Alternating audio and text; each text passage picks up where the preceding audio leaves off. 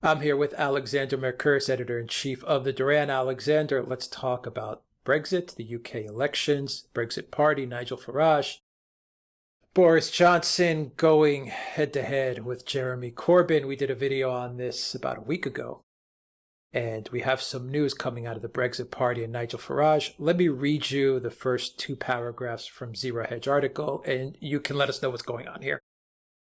All right. After initially insisting that the Brexit Party will contest more than 600 seats in the upcoming UK general election and denying rumours about a possible alliance with the Tories, Brexit Party leader Nigel Farage has backtracked big time. Instead of challenging every seat, the BP's election strategy will leave out 317 Tory-held seats won during the last election, increasing the chances of a pro-Brexit majority. Now the BP will focus on Labour-held seats, particularly seats situated in districts that voted in favor of leave. And Alexander, Nigel Farage sent out a tweet about this as well. What do you make of this news?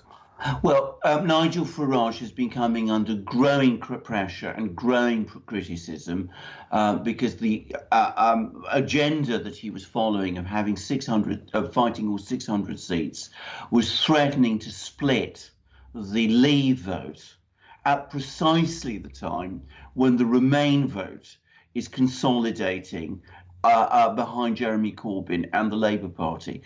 So the particular concern that Nigel Farage had was that by running candidates in Conservative-held seats, he would draw away support from sitting Conservative MPs or Conservative candidates, and that would allow Labour or the Liberal Democrats in one or two places to actually gain these seats, making it more difficult for the Conservatives and Boris Johnson to form a majority. Now, to be absolutely clear about this, Nigel Farage is still not happy with Boris Johnson's deal. He still insists that this is not the kind of Brexit that he wanted, or that most people who voted Leave in the 2016 referendum wanted. It still keeps Britain in a very, very close relationship with the EU, and it does not provide the clean-cut, clean-break Brexit that he was looking for. But I think he's come to accept that if Boris Johnson doesn't win this election, if Jeremy Corbyn and the Labour Party win the election, then he's going to end up either with no Brexit at all, because this would be a Remain victory. Let's be quite clear about that. Or alternatively, if Corbyn continues with his present policy of negotiating a different kind of Brexit with the EU, it will be a Brexit which will keep Britain in the customs union with the EU indefinitely, and which Nigel Farage would consider a Brexit in name only. So it is completely understandable that Nigel Farage has taken this decision. This is Nigel Farage recognising the logic of the political and electoral situation, something which he has always ultimately done.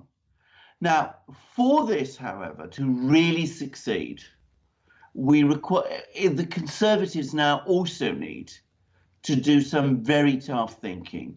And that is, they have to ask themselves this question, whether realistically they have any chance of winning votes in Labour working class seats, and whether the Conservatives continuing to field candidates in those seats is going to split the Leave vote in those seats, making it easier for the Labour Party to win them. The most logical policy, the most logical position, which is the one that Nigel Farage has been pushing for some weeks now, is for the Brexit Party to stand down in Conservative-held seats, which is what he's just done, and for the Conservatives to stand down in working-class Labour-held seats, where the Brexit Party has a greater chance of winning. I don't personally think there's any chance the Conservatives will do that, but that would be the logical response from a Leave perspective to what Nigel Farage has done today. Right. I understand that fully. The Conservatives may not do that, but there's a possibility they might. I mean, we're not going to shut the door on that possibility. Because I would imagine, Alexander, that this is my question to you. I think that door could remain open because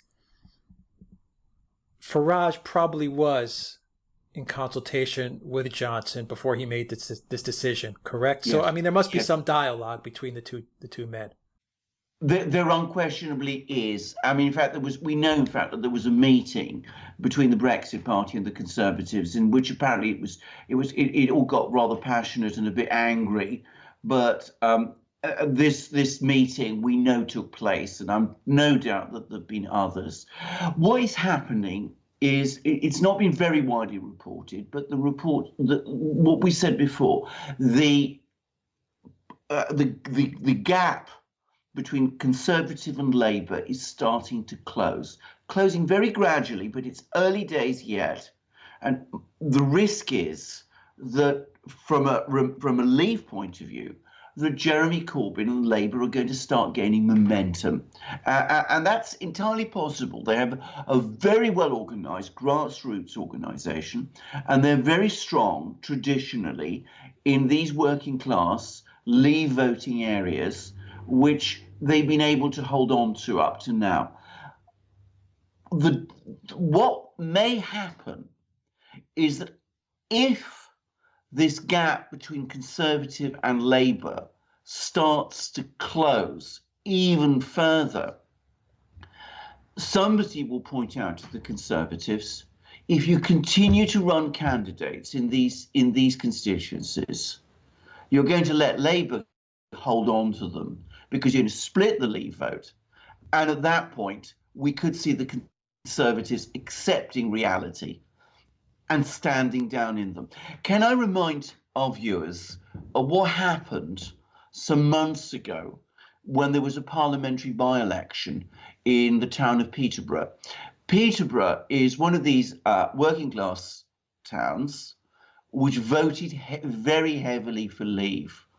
The Labour Party MP who'd been voted in 2017 was utterly disgraced. She'd lied in court about a traffic offence and had been forced to resign.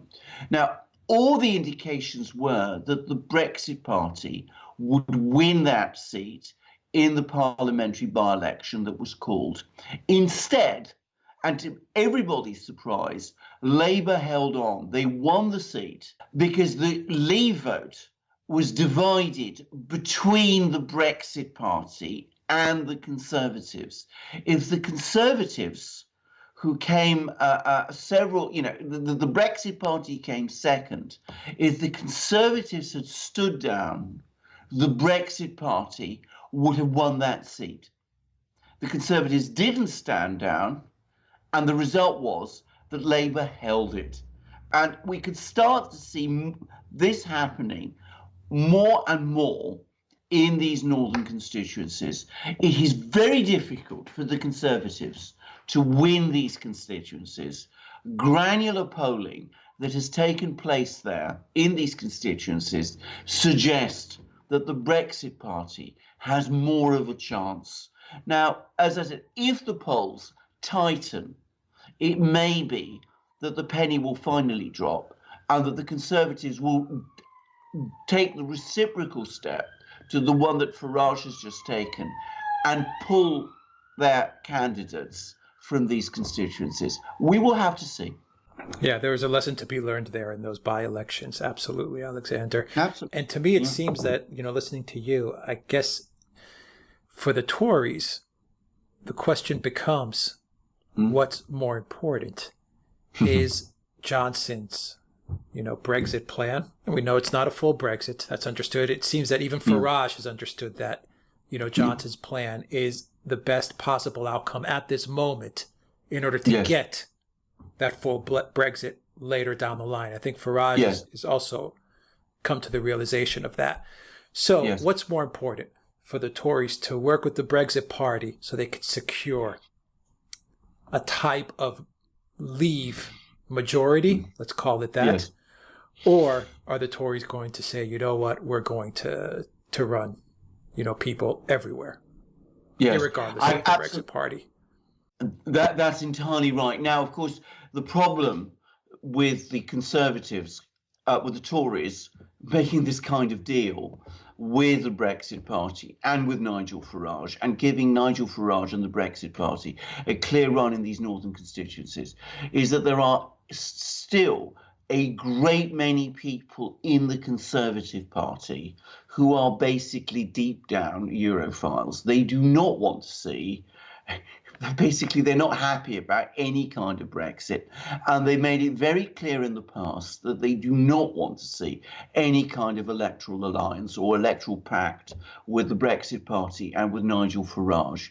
So the question is, will the Conservatives, as I said, if their lead tightens, which I think it will, by the way, I predict we will see a continued drift of support to Jeremy Corbyn.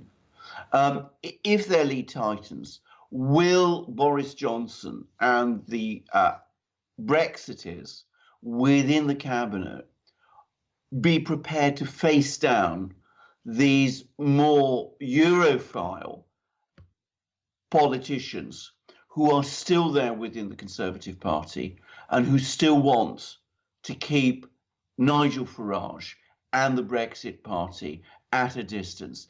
It's not sure, it's not certain that that will happen, but this is a very, very dynamic and volatile election, and we will see what happens. I mean, Boris Johnson, I think himself, needs to do some very deep thinking here, and it doesn't help that there's apparently a history of bad blood between Boris Johnson's chief political strategist, Dominic Cummings, and Nigel Farage. They actually ran separate Leave campaigns during the 2016 referendum, and Dominic Cummings tried to take credit for the Leave victory, which in my opinion undoubtedly belonged to Farage. So I mean, we've got all these personal issues to unscramble, and we've also got these political obstacles as well. But look at the electoral arithmetic and ask yourself this question: if you really want to see Brexit done, do you have any choice but to start making these kind of compromises? If that's your priority, that's what you need to do. Nigel Farage has done it. Will the Conservatives? That's the big unanswered question.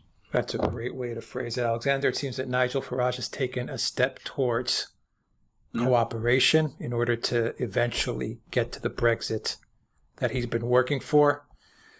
And now it lies with Boris Johnson. My question to you, my final question is, Boris Johnson as party leader, if he does the soul searching and realizes that his best move in order to get his deal moving is to work with Brexit Party, do people within the party who are running or who want to run in these seats, who want to take these seats, will they follow any direction that Johnson gives them? I mean, if Johnson says stand down, in UK politics, do they generally say, okay, yes, you're the party leader, we will stand down? Is that how it works? Well, that's how it works in theory. It may not work like that in practice. That's the danger. It may very well be that Boris Johnson and the people who are leading the Conservative Party will come along and say that is what our decision is. But there are lots of people within the Conservative Party who might resist that, and there might be a rebellion. They could even run as independents, as independent Conservatives. I mean, that is not impossible. There would be, to be very clear, there would be a major political uproar within the Conservative Party. So, Boris Johnson will need very strong nerves to do it. But as I said, I come back to what I said. Look at the political and electoral map. and ask yourself, what choices do you have if your priority is to get Brexit done? To me, it seems obvious. Seems obvious to me as well. I mean, it's crystal clear what needs to happen. Yeah. All right. Alex, nothing in the whole Brexit story that has been obvious has ever been implemented in that way. That's why 3 years after the referendum, more than 3 years after the referendum, we still haven't got Brexit. Yeah, but I mean, in this case, at least, Farage has made his move. Yeah. He's made it very clear. His message is clear. He wants he wants a leave type of majority so he can eventually fight another day to get the Brexit he wants. We've been talking about this at great length. Yes. He has shown political realism. He has shown himself to be a realistic politician. And, now it's for the Conservatives to show the same realism as he has done. Because, to be honest, I don't think they're going to win these seats. I personally think that the Conservatives are miscalculating if they think they can win these seats themselves. I don't think they'll be able to do it. Brexit Party can. I think the Brexit Party has a much bigger chance. And if the Conservatives stand down, perhaps they can. Alexander Mercouris, Editor-in-Chief of the Duran. Thank you very much. Guys, if you like this video, click on the subscribe button down below and click on the notifications bell to make sure you get notifications every time we push out a new video. And you can get an audio copy of this video on Soundcloud and on iTunes. Please visit us there. Links are in the description box down below. And of course, donate to us on PayPal, Patreon, and Subscribe Star. Those links are also down in the description box down below. Alexander, and what else? We're posting everything on Telegram as well. We certainly are. We're developing our platforms. And can I just say, we are doing extremely well with these platforms. We're very happy with the way they're evolving. And we can see that they offer a great service, and we believe that they will help our reach extremely. So, I strongly recommend them. And well, you've heard Alex explain them. And of course, we have our shop. We have our things in our shop, our beautiful, let not forget our shop, our beautiful magic mugs that we drink from. This is the one with the emblem of the Russian Federation. This is the one with the emblem of Russia's Alpha Force.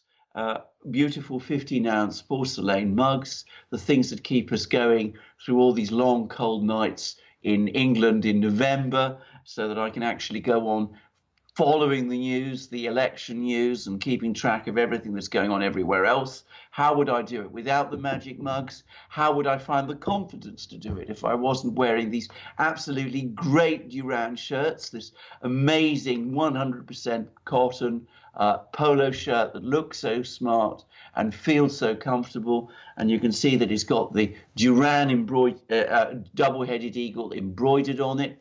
And we've got lots of other shirts. We've got long sleeve t-shirts, short sleeve t-shirts. We've got V-neck shirts. We've got hoodies. We've got hats. We've got stickers. We've got absolutely wonderful things. All our shirts are 100% cotton. Everything is of absolutely A1 quality. Our viewers who buy them love our products.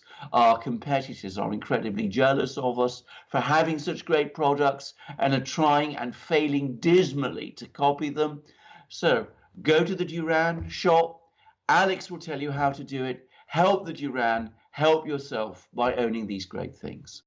You'll find a link to the shop in the description box down below, theduranshop.com. Alexander Mercouris, Editor-in-Chief of the Duran. Thank you very much. Take care.